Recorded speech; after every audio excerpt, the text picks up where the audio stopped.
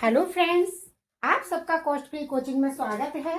आपकी हिंदी वाली क्लास में आपके हिंदी वाली क्लास में ये बोली भाषा वाला मैं पढ़ा रही हूँ। उसमें हिंदी की उत्पत्ति कहाँ से हुई थी, हिंदी किसे कहते हैं, हिंदी शब्द कहाँ से लिया गया था, ये मैंने कल वाली क्लास में पढ़ा दिया है।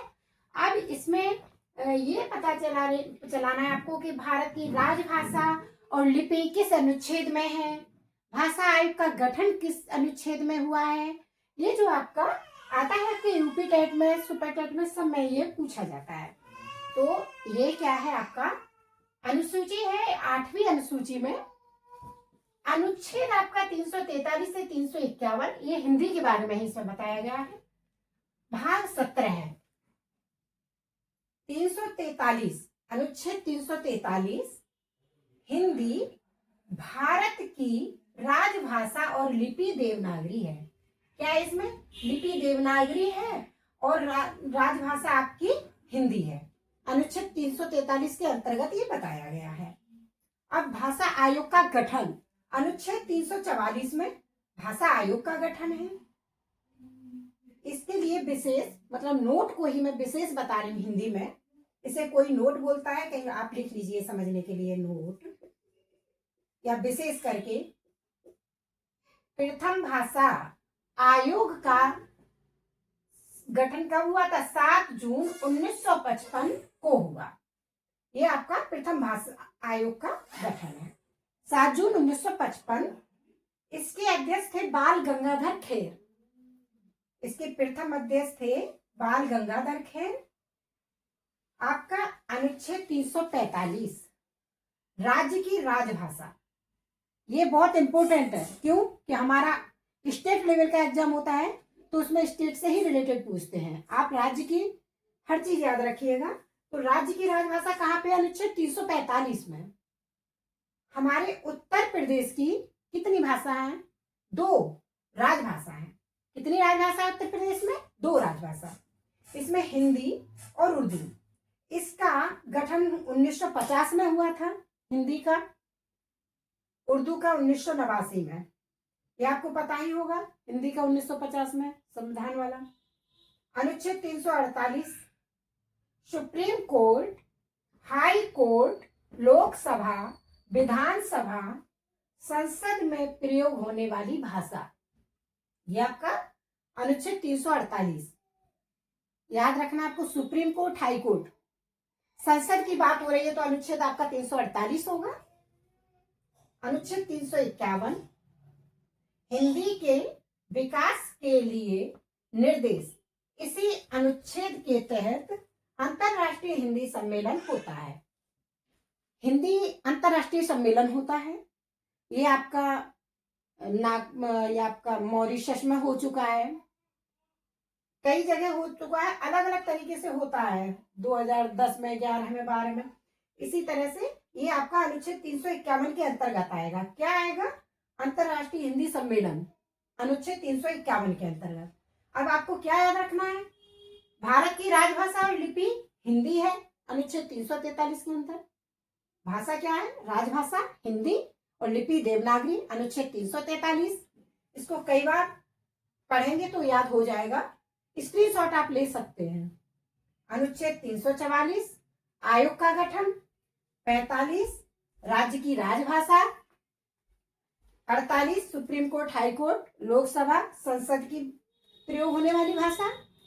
और इसमें अब यह है विश्व हिंदी सम्मेलन 351 के अंतर्गत जो बताया है कि कब सम्मेलन कौन सा सम्मेलन कब और कहां पे हुआ है।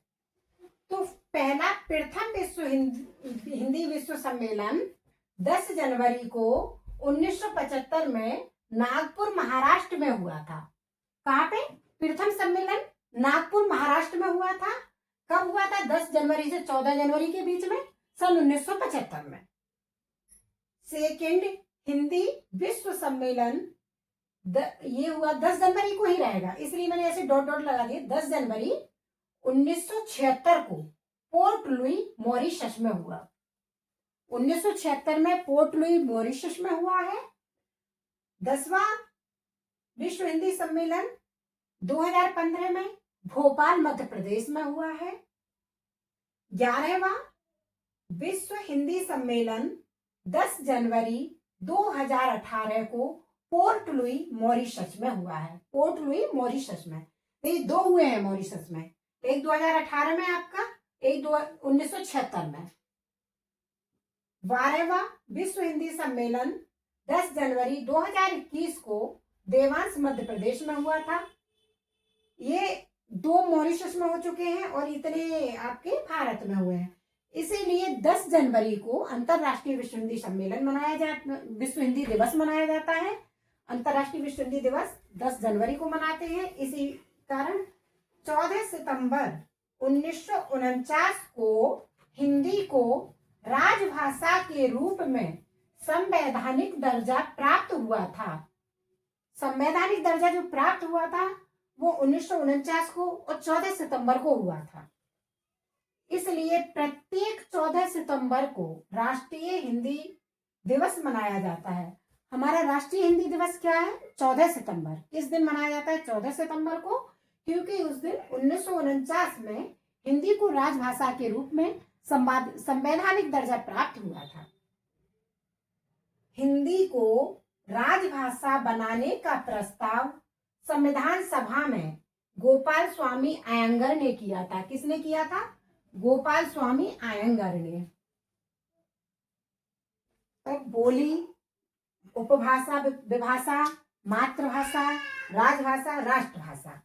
बोली क्या होती है? एक सीमित क्षेत्र में बोली जाने वाली बोली भाषा, एक सीमित क्षेत्र में बोली जाने वाली भाषा बोली कहलाती है। जो एक लिमिटेड एरिया होता है आपके क्षेत्र में, तहसील हुआ, जहां तक आपका उधर तक बोले जाने वाली भाषा को बोली कहते हैं। उपभाषा या विभाषा, जब आपका बोली से थोड़ा सा ज्यादा विस्तार हो जाए, जब बोली के क्षेत्र में विस्तार हो जाता है, बोली का क्षेत्र थोड़ा व्यापक हो जाए और उसमें साहित्यिक रचना होने लगती है। क्या होने की? साहित्यिक रचना।